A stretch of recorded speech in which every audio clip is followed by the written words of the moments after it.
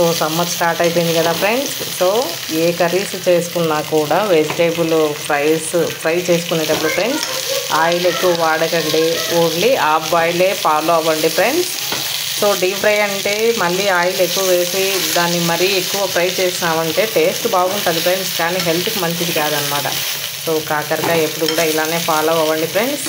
So ఏ vegetables అయినా fry చేసుకునేటప్పుడు ఇలానే ఫాలో కండి ఫ్రెండ్స్.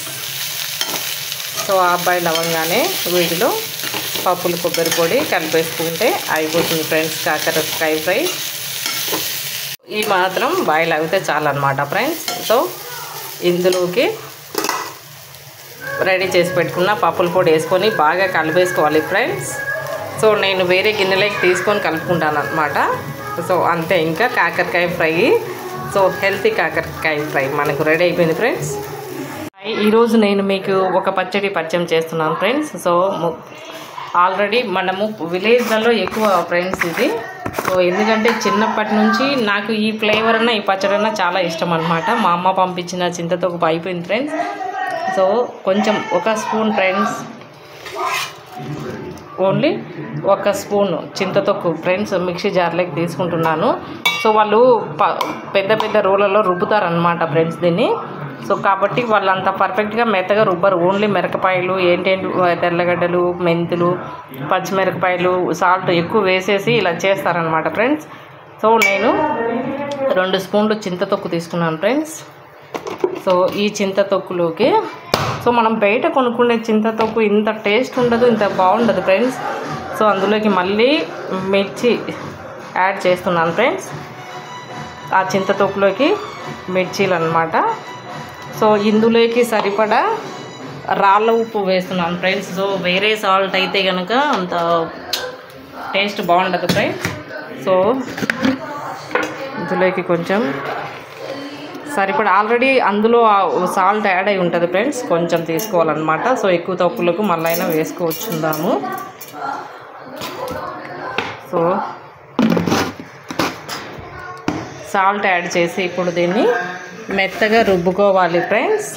ఎరగబాయి చింతతొక్కు కొట్టాను ఒక రౌండ్. సో మళ్ళీ అందులోకి ఎర్రగడ్డలు కూడా యాడ్ చేసుకొని వీటిని కూడా మళ్ళీ మిక్స్ చేయాలి ఫ్రెండ్స్. కలిపి మిక్స్ చేశాను ఫ్రెండ్స్. చింతతొక్కు, పచ్చిమిర్చీలు, ఎర్రగడ్డ, సాల్ట్ వేసి మిక్స్ చేశాను. సో పసుపు ముందుగానే యాడ్ అయి ఉంటుంది ఫ్రెండ్స్, చింతతొక్కులోనే యాడ్ అయి ఉంటుంది. ఇప్పుడు పోపు పెట్టేసాను అనమాట మళ్ళీ. సో ఈ పోపులో నేను ఏం వేసానంటే ఓన్లీ జీలకర్ర ఫ్రెండ్స్, జీలకర్ర ఎక్కువ తీసుకున్నాను, ఎండుమిర్చి, ఎండు కరివేపాకు తీసుకున్నాను అనమాట. సో అందులోకి ఇది స్టవ్ ఆఫ్ చేసుకోవాలి ఫ్రెండ్స్. మళ్ళీ ఎక్కువ వేడిలో వేసుకోకూడదు అనమాట. సో మ్యాంగో చట్నీ కానీ ఇటువంటి ఏ చట్నీలు కూడా. సో ఎందుకంటే మనకు అందులో సి విటమిన్ ఉంటుందని తెలుసు కదా ఫ్రెండ్స్. సో విటమిన్ లాస్ అవుతాం. స్టవ్ ఆఫ్ వేసుకొని ఇది బాగా కలుపుకోవడమే ఫ్రెండ్స్. సో ఆల్రెడీ ఈ పచ్చడి అందరికీ తెలిసే ఉంటుంది ఫ్రెండ్స్. చూడండి, అబ్బా స్మెల్ ఉంది చూడండి ఫ్రెండ్స్, మహా అద్భుతం అన్నమాట. సో ఇదంతా ఊడ్చుకొని అంతా కలిపేసాను ఈ పచ్చడితో ఫ్రెండ్స్. అబ్బా వేడి వేడి అన్నంలో ఆ పచ్చడితో సగం ప్లేట్ అన్నం తినేయచ్చు ఫ్రెండ్స్, అంత టేస్ట్ ఉంటుందన్నమాట. సో ఈరోజు కాకరకాయ ఫ్రై చేశాను ఫ్రెండ్స్, చింతతొక్కు పచ్చడి చేశాను ఫ్రెండ్స్. మా వీడియో నచ్చితే ఖచ్చితంగా ఫ్రెండ్స్ లైక్ చేయడం మర్చిపోవద్దు. ఇంకా సబ్స్క్రైబ్ చేయని వాళ్ళు సబ్స్క్రైబ్ చేయండి ఫ్రెండ్స్. ఓకే, స్మెల్ అది మహా సూపర్ అండి.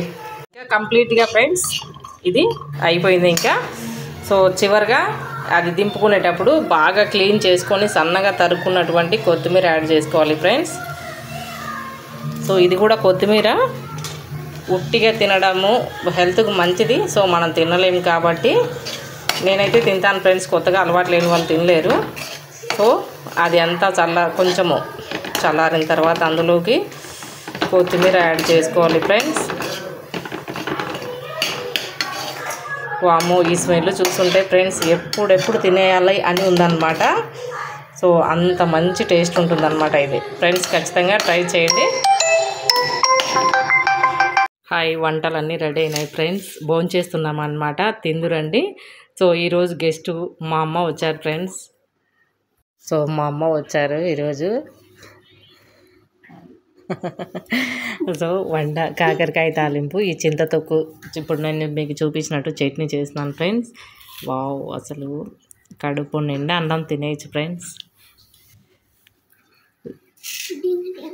కానీ నువ్వు తిను పాప. ప్లీజ్ అందరూ లైక్ కొట్టండి, సబ్స్క్రైబ్ చేయండి ఫ్రెండ్స్.